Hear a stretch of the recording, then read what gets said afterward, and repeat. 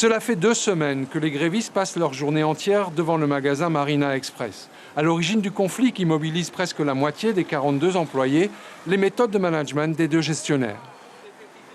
Tout a commencé au début de la reprise en fait, de leur gérance il y a 3 ans. On a commencé un peu à nous mettre la pression et tout a commencé là, quoi. On a décidé de se lever aujourd'hui parce qu'ils ont été renouvelés pour 3 ans encore.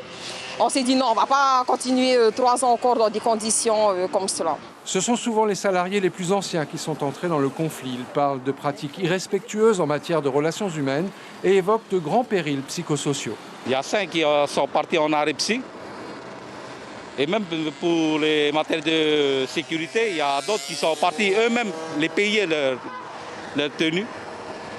Et je n'arrive pas à croire, quoi. J'ai posé la question à la direction pour avoir des informations.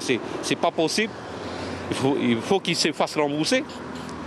Mais il n'y a pas de discussion. Jusqu'à quel point c'est devenu difficile de travailler dans cette entreprise? Jusqu'au point de me pendre dans mon garage, à la maison. Tu as fait une tentative de suicide? Ouais.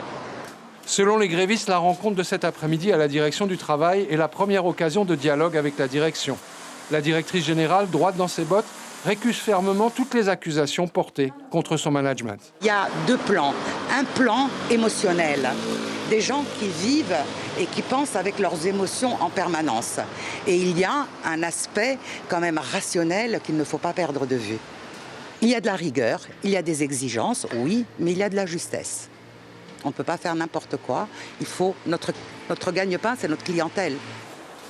Vu leur position initiale, les 2 camps auront du chemin à parcourir pour rapprocher leur point de vue, tant le fossé semble s'être creusé entre une partie du personnel et la direction.